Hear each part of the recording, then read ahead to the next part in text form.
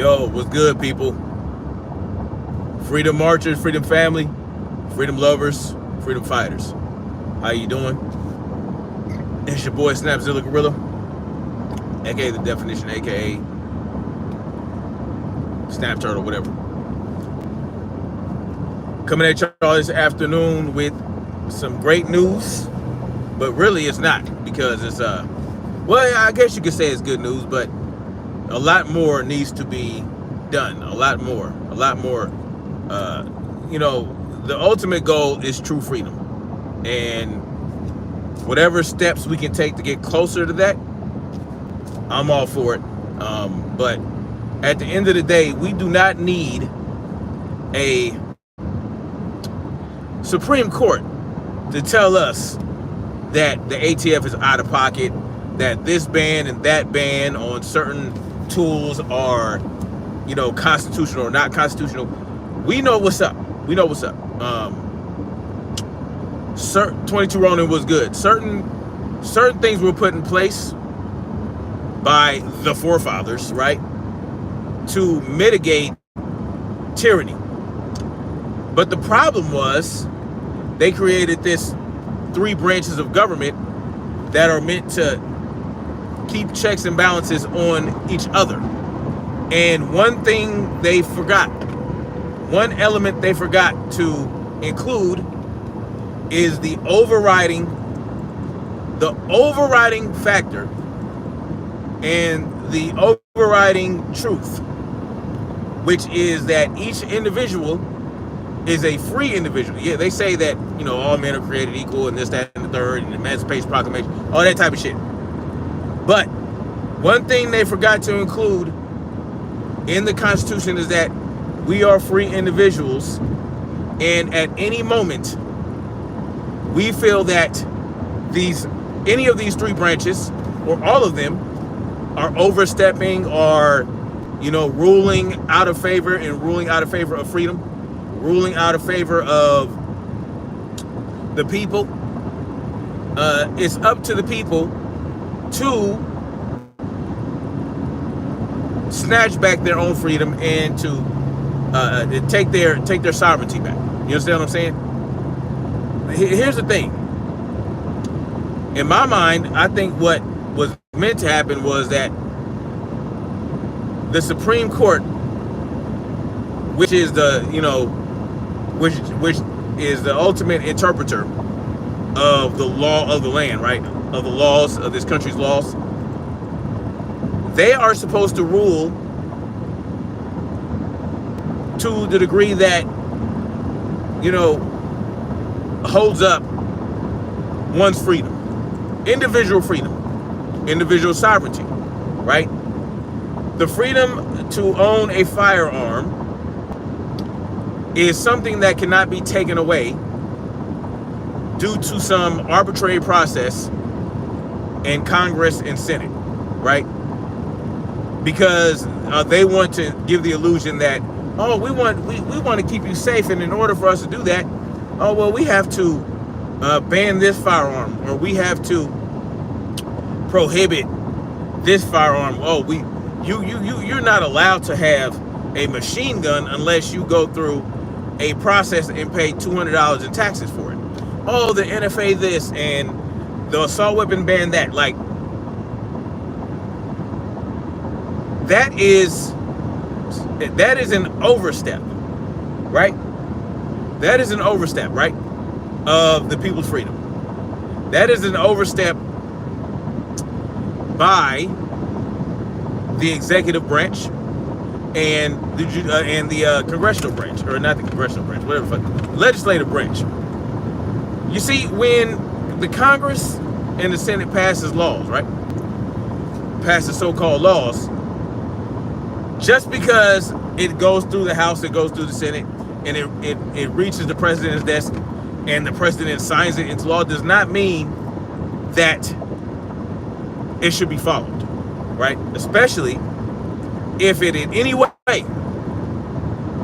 restricts one's freedoms and restricts one's rights.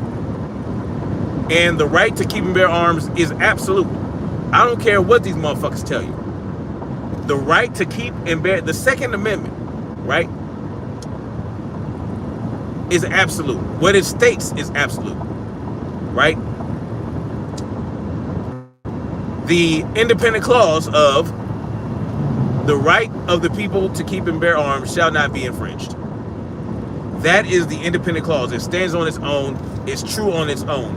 It is not precursed, or it is not predetermined by, the militia, or the security of a free state. No. The right of the people to keep and bear arms is an individual right, and it's an individual right that you have because you are responsible ultimately for ensuring your own safety and your own security and your own freedom, right? It's not up to the police. It's not up to the military, right? It's not up to that. The police and the military were formed to protect the establishment. To protect the establishment and to act on the behalf of the elite class, of the elite bankers, and all that other shit. That the military-industrial complex was implemented to spread the power structure and the power base of the United States. It was established to act in the interests of the bankers, right? That's why if you ever hear the term banker wars and all that, that is what that is referring to, right? The military-industrial complex is not one that is meant to spread democracy. It's not one that is meant to protect this country, right? You see, and this is why it was left up to us, individuals that are not part of the military or that are veterans of the military and no longer are enlisted or no longer commissioned with the military, to form militias. See, the militias are what are truly meant to protect the interest of our communities, to protect the interest of our, of our states and all that type of shit, right? The military, the army, and all that other type of shit past a certain point in the inception of this country, it's an establishment tool.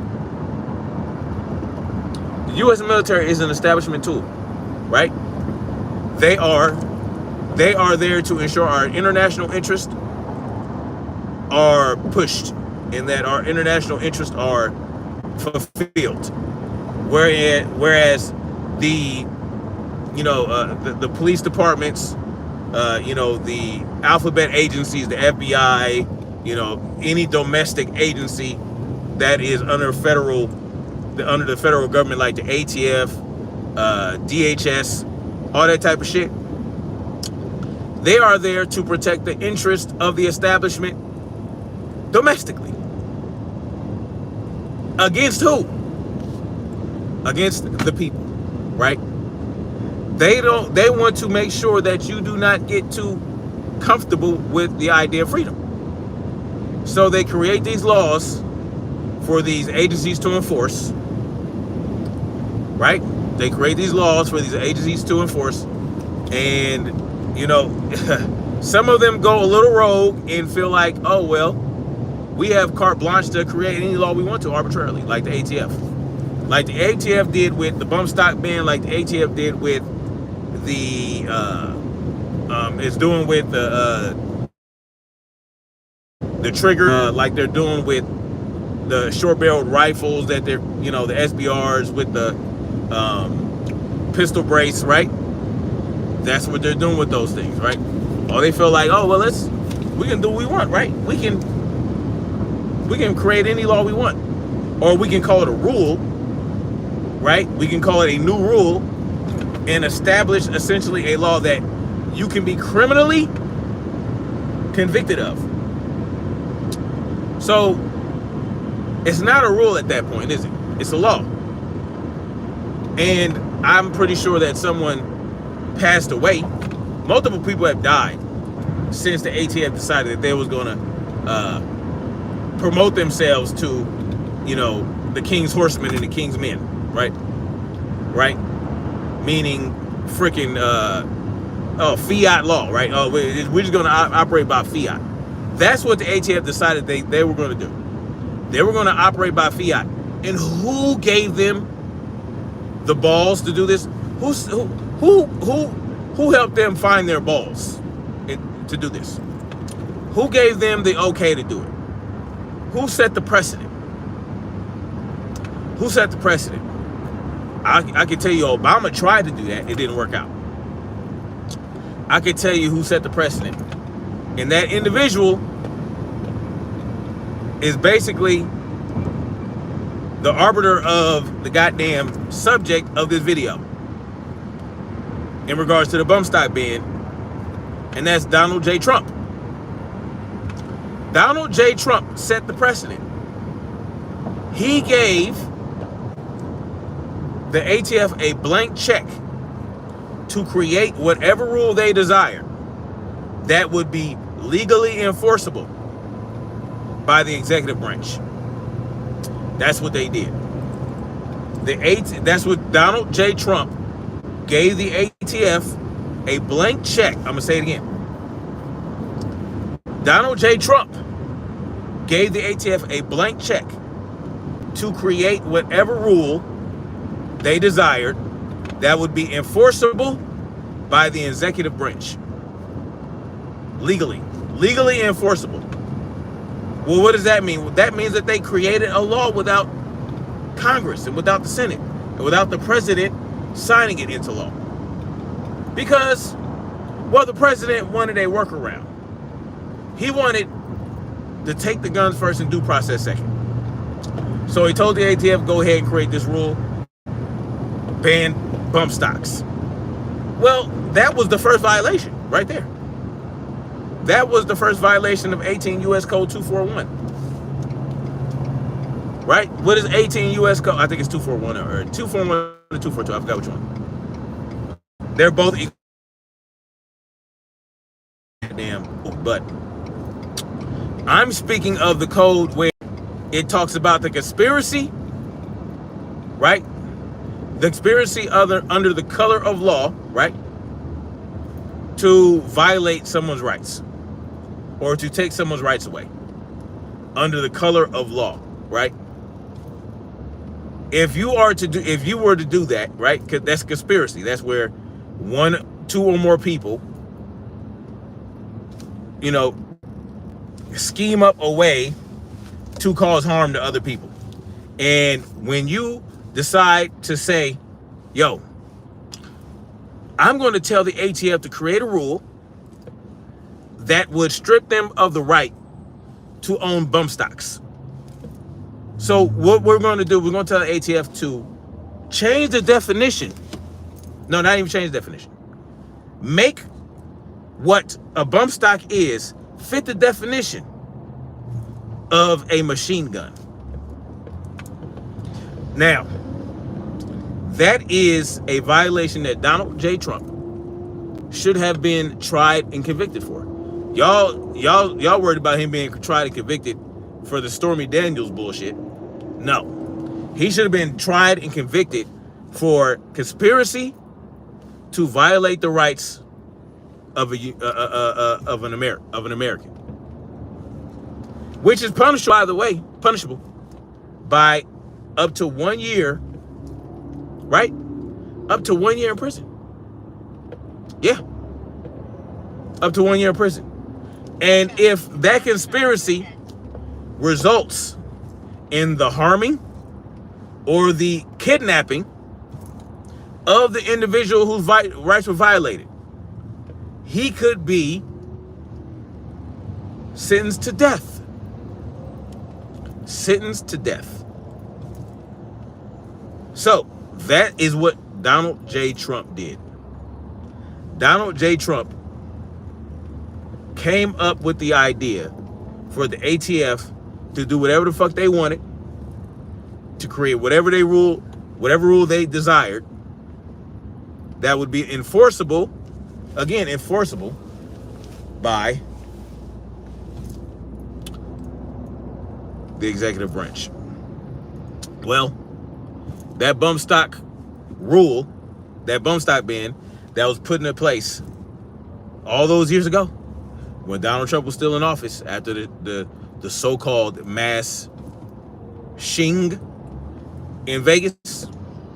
Well, guess what? It went all the way up to the Supreme Court, right? I forgot what the guy's name was that initiated the lawsuit to have the ban overturned. In a 6-3 decision, the Supreme Court overturned the bump stock ban, meaning that it is no longer enforceable. No longer enforceable. All right, and you know, okay, that's great, right? You get on a bump stock. Not something that I necessarily would have the desire to own anyway. Like I'm not interested in something like that. I'm not even interested in a machine gun per se. Right? Machine guns have a specific purpose. And I'll explain that in a minute, but an AR-15, right? An AR-15, which is a mid-range rifle, right? Mid-range, meaning it's accurate up to 300 yards, right? 300 yards.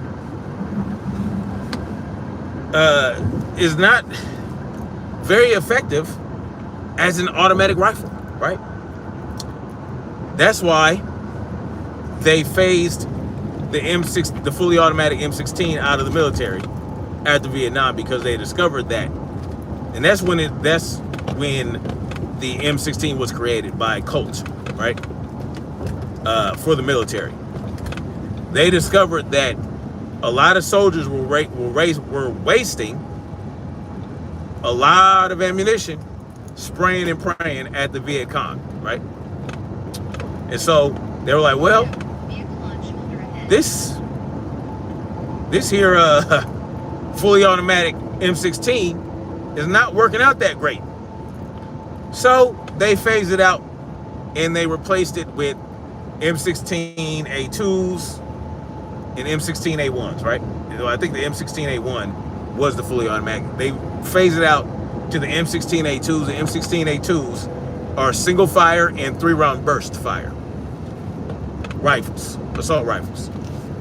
Not assault rifles, but you get what I'm saying. ARs, right? Not ARs, but you get what I'm saying. And so, damn, I got the bubble guts right now. Woo! A little gassy right now. I don't know what's going on. We call them street sweepers. Well, I guess, yeah, you call them a street sweeper, I guess. But anyway, you see, to me, a bump stock on an AR-15 platform rifle, or even an AK, because I mean, you know, a fully automatic AKs, I mean, yeah, it's a larger round, but it's still kind of, you're wasting a lot of ammunition. So I don't have any desire to own a bump stock and put that on any rifle that I have. I just had no desire for that. But the point is that it should not have been banned in the first place. Number one, how can you call it a machine gun when a machine gun, by congressional definition, is one that fires one bullet after another automatically with a single function of the trigger? Well, first of all, bump stocks on their own do not have triggers. So how can you classify it as a bump stock? I mean, as a machine gun. Bump stocks have no triggers. Bump stocks are a modification device of an actual rifle, or whatever you want to put it on. It is a stock. Stocks are not firearms on their own. So how is it that they're classifying them as machine guns? I don't know how it lasted this long. Honestly, I don't know why this shit wasn't thrown out a long time ago. I know they threw it out, they throw it out, right? I think they threw it out in the Fifth Circuit a few months ago, Judge Reed O'Connor. But of course, the ATF filed an appeal to, not the Fifth Circuit, I forgot what Reed O'Connor is part of the district court, whatever, Supreme Court, the state Supreme Court. Pardon my, I can't really think of it right now, but you get what I'm saying. So then it went up to the Fifth Circuit. They appealed it up to the Fifth Circuit. The Fifth Circuit went ahead and they overturned his vacating of the bump stock ban. You know what I'm saying? So it came back into effect, and so of course it went up to the Supreme Court. Now, the Supreme Court just made the decision to overturn the ban, so that means that it's no longer enforceable. No longer, well, it's not supposed to be, right?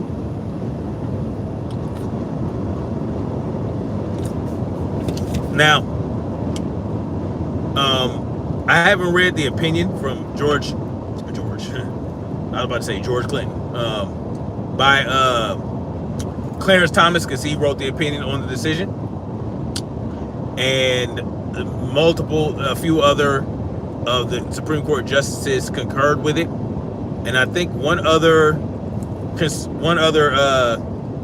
judge who ruled in favor of lifting the ban had his own opinion. So it'll explain to what extent, right, and how much of an implication this has across the board in terms of everything that the ATF has been doing, not only with bump stocks, but with ghost guns, right, so-called ghost guns, and also pistol braces, right? So we're going to find out, what this decision is, and there are other cases going on in regards to the pistol brace, in regards to triggers, certain triggers that convert, I guess they say, your firearm into a fully automatic firearm. But then there's also cases going on in regards to the ghost guns. So we're going to see what type of implications this has. And I know that certain courts were holding off on rulings to see what the Supreme Court was going to do in regards to this. So we'll see what happens. We'll see what happens in the future with gun rights in this country. But I mean, I guess it's a step forward. Y'all know how I feel about it, right? The Supreme Court just needs to eliminate all gun control laws, period. Any law against a so-called law-abiding citizen that would restrict them and prohibit them from owning whatever firearm they so choose, whatever weapon they so choose, whether it's anything that they can afford and are using safely and aren't victimizing people with, they should just be able to have it and do whatever they want with it, right? So that's what, wow, why are we slamming our brakes like that?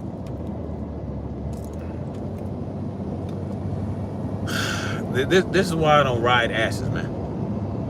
This is why you do not tailgate on a highway or on a freeway or on a road. Because of shit like this. Motherfuckers just, see, that they tailgate a lot in the South. I noticed that. They'll tailgate the shit out of you, and then they slam their brakes if the car in front of them has to slow down, right? So the car in front of the one in front of me is not braking, but the guy behind him is so far up his ass that he's slamming his brakes and it's getting on my fucking nerves. just completely asinine. Like, do they not teach y'all in driver school in the South not to tailgate? Is that not a law? Shit, the fuck, man.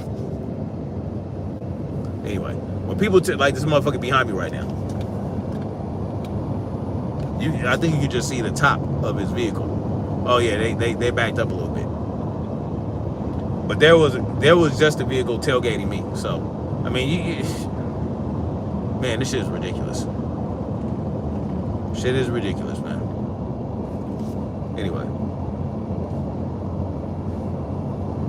Dead Mike in the building was good. Jimmy Nguyen was good, man. It's been a minute.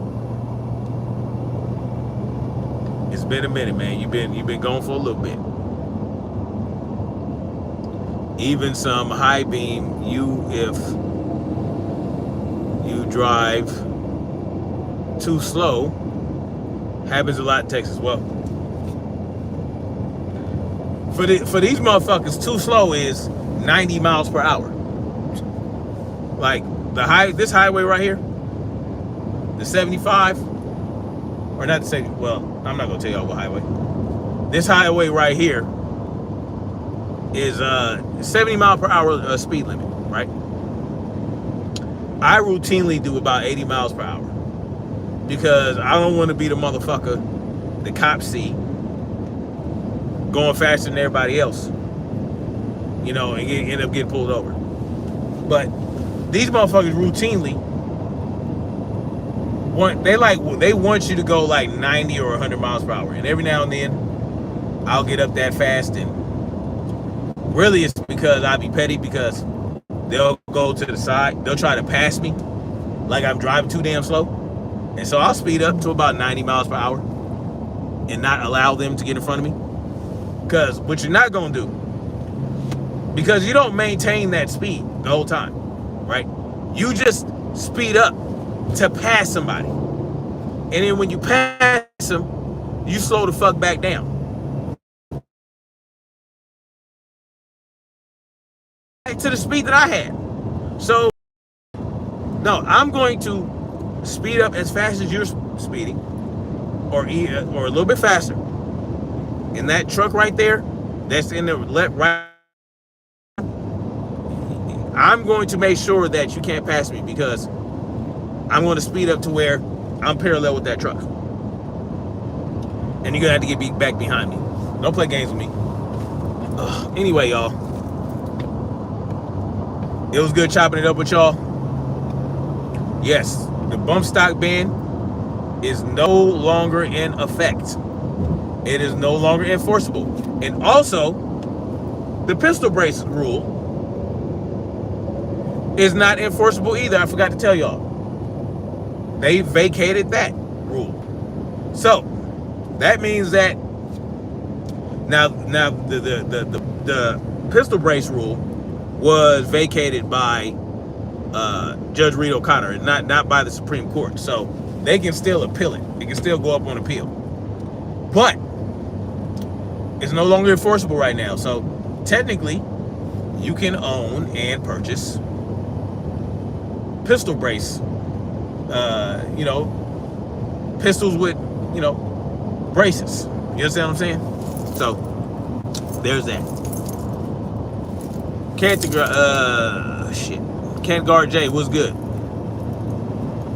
So yeah, that is very good news, right? Because that means that we're getting closer to what it's supposed to be. Now, there's a long road ahead, but we're a little closer, right? You got South Carolina now, where I live, is now a constitutional carry state. So there's that.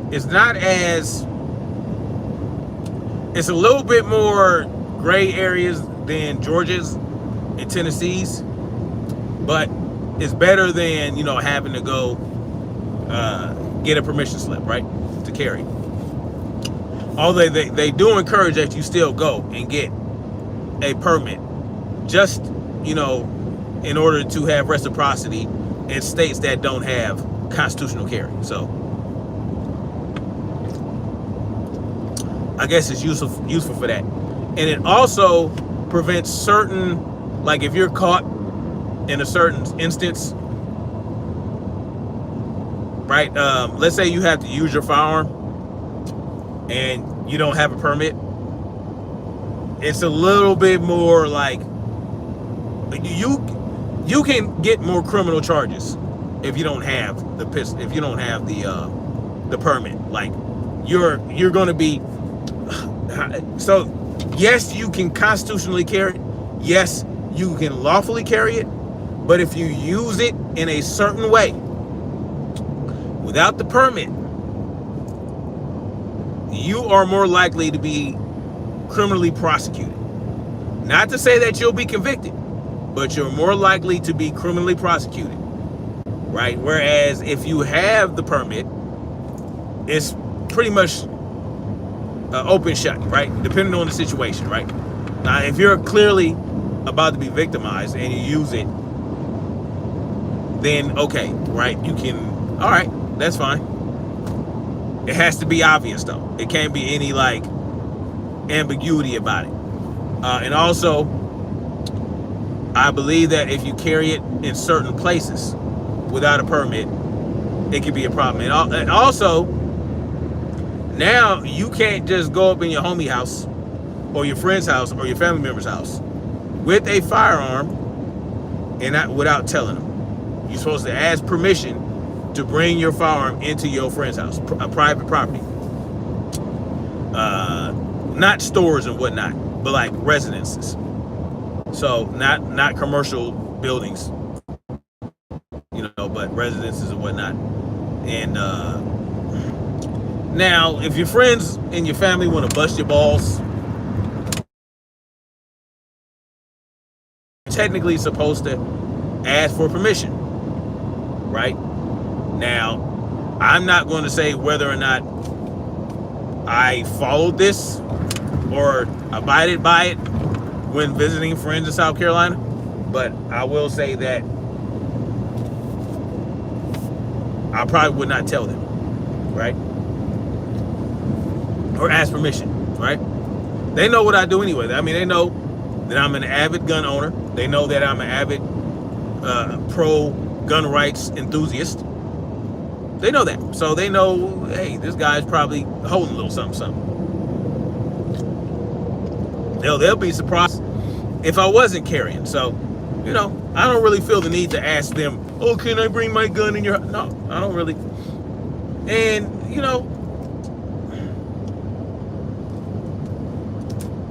the part of South Carolina I live in is not very dangerous, okay? There's not really a lot going on in that way. There are things, of course, but it's not like, like it was when I was back in Cali, which was getting out of control. But anyway, it is what it is. Don't bring it to Costco, why not? Just saw that I was in fear for my life. Yeah, I mean, no, I'm not a cop. That's not gonna work for me. No, you got to do a little bit more than that. Why not bring it into Costco? They don't. If Costco does not have a sign up that says you can't conceal and open carry. They have to have a sign up. If they have a sign up, you can't do it. But if they don't, you can do it. I mean, yeah, I do it in Costco all the time. Every time I go to Costco, it's a commercial building. And they have to post a sign. Like when I go to the bowling alley around the corner from the house, there is a sign that says you can't open carry, but you can still conceal carry. You know what I'm saying? And they also, certain other commercial places, places of business, they'll have the sign that says both. You can't open or conceal carry. So they have the sign. They have to have a sign. So I mean, it has to be clear. It can't just be it has to be a clear, readable sign at the entrance. It can't just be in the policies and procedure of Costco. No, it has to be a posted sign. That's just what it is. Period. They don't want you to bring a firearm into their business. Okay, they need to make it clear. They need to make it clear before you go in. But they can also, once they discover that you have a firearm on you, in this place of business, they can ask you to remove the firearm or leave, you know, if you have it. So at that point, you gotta take it out. So yeah, there's certain little things I don't really appreciate about it, but you know, you can't give people too much freedom at once, I guess, right? I mean, what would one do with all this freedom? All this freedom of choice, all this freedom to do whatever the fuck they wanted to do.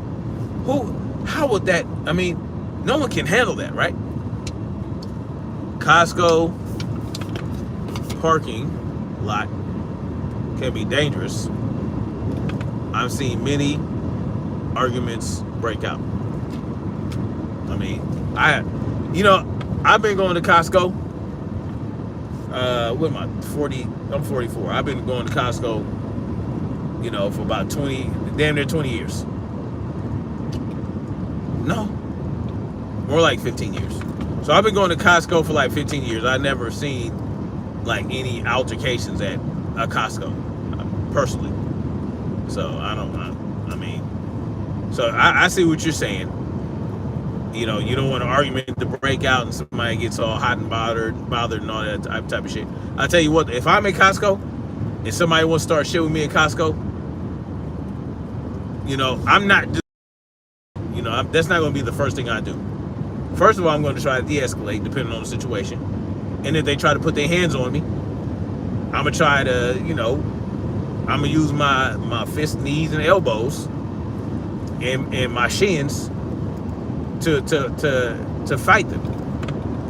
That, you know, the first resort is not necessarily to go to my firearm. It just depends on the person's body language. It depends on how they're approaching you, how aggressive they are, if they're fidgety or not, if it looks like they're going to pull out something. You got to really assess the situation. You really got to know how to read people, and you got to watch people's hands, right? You got to watch people's hands. You got to watch their gestures. You look at what, you know. So you got to be able to read people and read the situation, interpret whether or not you actually want to use your gun or your firearm to protect yourself, right? Now, in certain states, the person does not have to have a gun or a weapon in order for you to defend yourself with your own firearm, right? You just have to feel a threat. You have to perceive a threat from that person. But that doesn't necessarily mean I'm going to do that as a first resort. But in this day and age, you never know. You never know what people's intents are. And I would hate to like get caught slipping, right? And when I have it on me and a motherfucker get too close and they stab me or they're able to shoot me or whatever fuck may be. You know, it's real hard, man. It's like, what do? Do you pull out first and brandish it and say, you might want to back the fuck up? You know what I'm saying? Or do you let it escalate first? What do you do in that situation? You know? Because if you pull out first, well, if you're in a Costco parking lot and you pull out first and that person that is aggressing toward you is intent on doing something to you, well, the people around, the witnesses, the what they call people that stand by, the bystanders, they might not see that person as a threat. They might see you as the threat now. They saw that you just pulled out a gun, so they're going to call the police, and the police are going to come get your ass, not the person that was trying to attack you in the first place.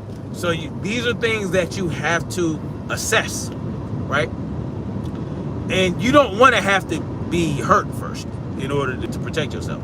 You don't want to have to wait for a motherfucker to strike first, right? That's why my motto is strike first, strike hard, get your retaliation in first.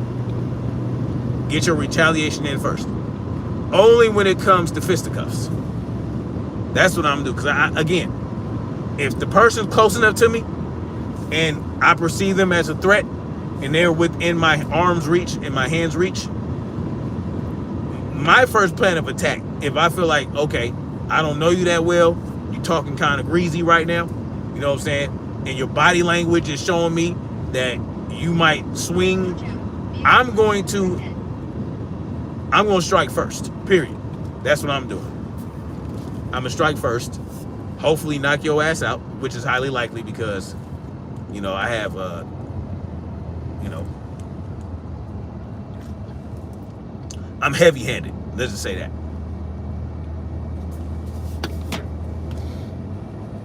So I hit very hard, and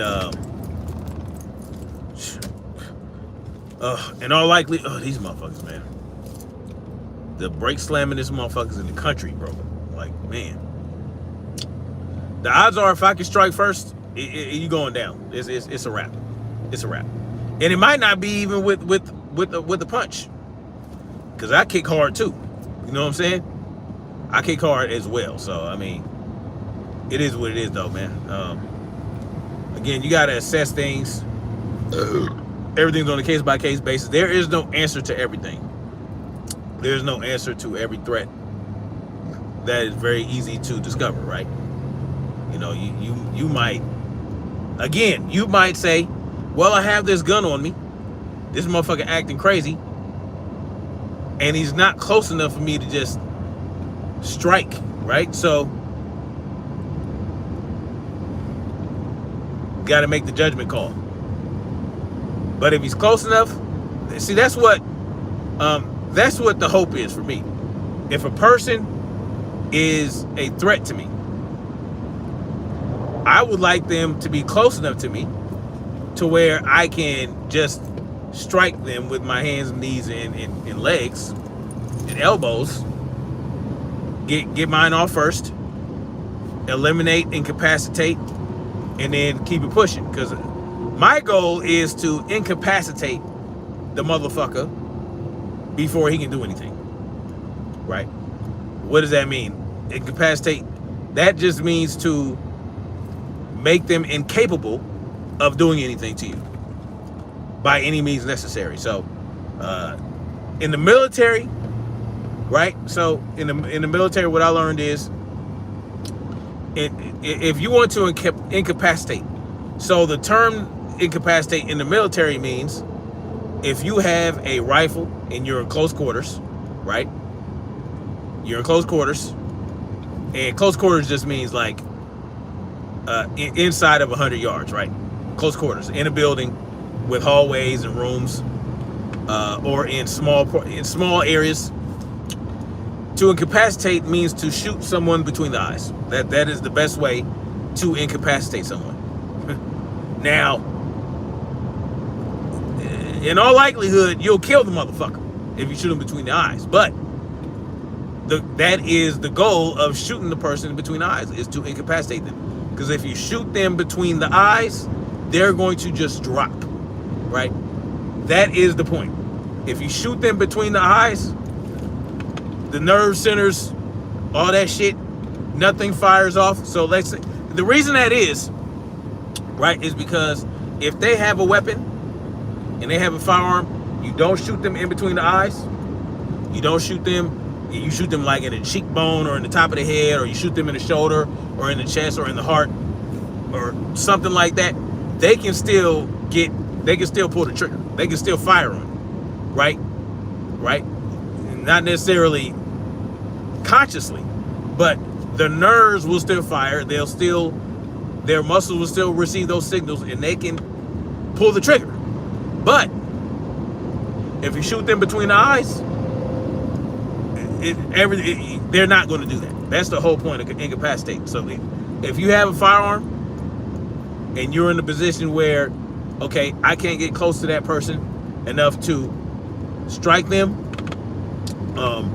but they're within range of my pistol, or they're within range of my firearm or my rifle, my best bet, close range now, my best bet is to shoot them between the eyes.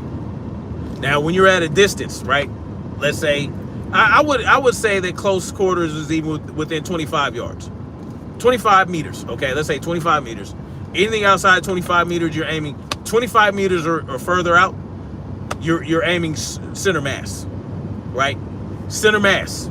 Now they can still fire on you if you hit them center mass, but you're further away, so they're less likely to land a shot, right? There's a whole science behind it.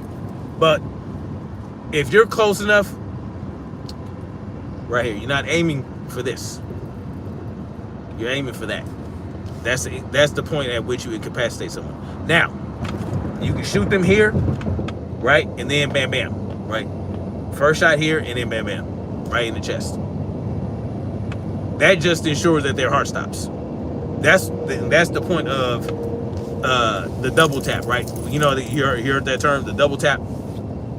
You shoot them here, then you shoot. People think you shoot here, then here. No, because they can in close quarters, because they can still get a shot off. They can still shoot. But the point is, you shoot them here, you incapacitate them, but they might not be dead necessarily, right? Whatever stroke of luck might happen where you shoot them between the eyes and they still survive. Yeah, they're not going to get a shot off on you. They're going to drop completely. This is where the frontal lobe is. The frontal lobe, y'all know what's up with that. I'm not going to get into the science of all that. But the point is, you shutting off the nerve centers. You shutting it off so that they can't contract their muscles. So that's what the point is. And then you shoot them center mass after that in order to stop their heart. And they're dead, right? So now further out, you know, you shoot double tap in the chest, right? That's the whole point. That from range, right? Like 25 yards or further out, you aim center mass. Because why center mass from further out? Because it's a bigger target. It's the biggest target of the body, right? Your whole body. There's a lot more target here. It's, you know, your head is a smaller target, your legs smaller targets. So the point is, from further out, center mass. So, but even further out than that, let's say at 300 meters, you're basically aiming at their head, depending on the type of firearm you have. So if you have a AR-15, you know, 5.56, you know, 16-inch barrel, you're gonna start getting the drop at around, I want to say, 150 yards, right? The trajectory is the bullet's gonna drop, and so you need to aim a little bit higher in order to hit his center mass. So you might aim at the head at 300 yards, but it's gonna land center mass on the target. So biggest target of the body.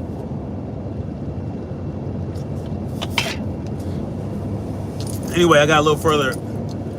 We're a little further than I planned to, but it's all good. Shot killings in the building. What's good, G? LOL. You sound like you want to hurt someone. No, I don't. Nope, I don't want to hurt anybody. I'm pretty zen right now.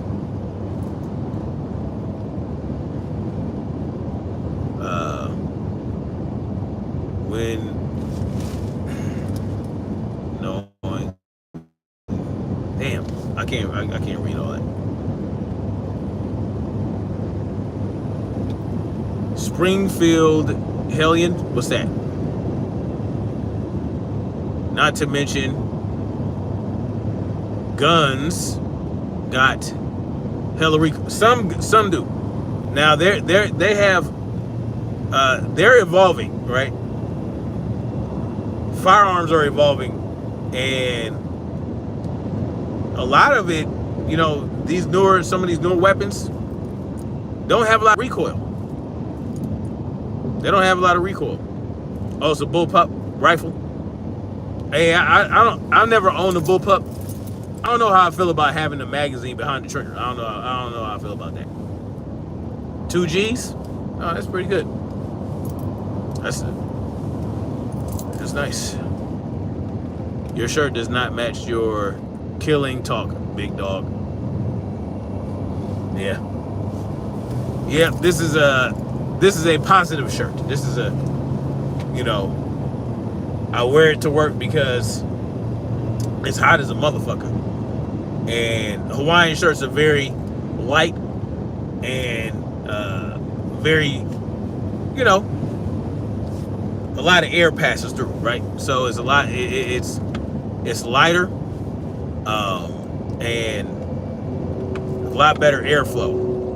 You know what I'm saying? You know what I'm saying? Yesterday my ass was in a ditch helping the guys pull cable. So, and I was wearing that. I was not this particular shirt, but a different one. And they were like, "Oh man, you got a Hawaiian shirt on?" I was like, "Yeah, man, it's a lot cooler in this weather." Because last year I was wearing something else. I was wearing like a polo style shirt, and it was hot than a motherfucker, man. And I was sweating a lot, and the sweat just drenched the shirt, and it was just very uncomfortable. Because what ends up happening is I'll be outside, you know, doing my thing, you know, doing my QA/QC stuff, and I get back in the trailer, and it's like 90-something degrees outside, right? I get back in the trailer AC is on, but I got this wet ass shirt on. I got this just my shirt just drenched, and it'll be cold and motherfucker up in there. I end up shivering and shit. Yeah, I don't like it. So I decided to start wearing Hawaiian shirts now that I'm back out in the field doing QA/QC stuff, so that, you know, again, you got a good airflow. They're lightweight, and they look pretty cool. Excuse me. And they don't get drenched, so when I get back to the trailer, I'm not shivering my ass off. Now I wear them every day, not just Friday. I wear them. I got multiple Hawaiian shirts. I wear that motherfucker every day of the week at work. Fuck that. Have you? Oh, shit. I don't know why these motherfuckers driving so goddamn slow, man. It's just ridiculous, bro. Like, come on. All right, I need to get. This is ridiculous. Why are we doing exactly 70 miles per hour in the fast lane? What is going on right now? Anyway, y'all, I mean, you gotta wear lean shirts, linen. Nah, not to work. Them motherfuckers too expensive.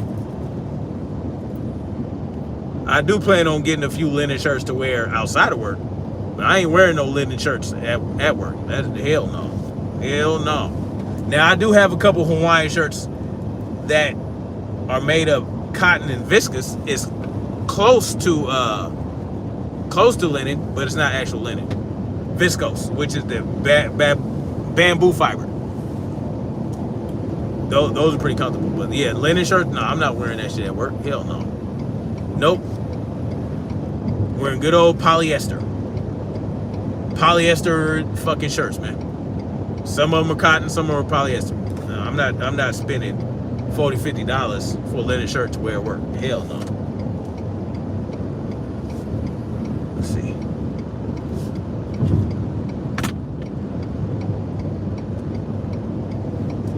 All right, y'all, I'm gonna get out of here. Much love to you guys, man. Thank you guys for coming through. Like, share, subscribe. Yo, I mean, bump stock ban out the way. Pistol brace ban out the way. You know what I'm saying? So it's all good. Much love, like, share, subscribe, and we're going to keep marching forward toward freedom. Peace.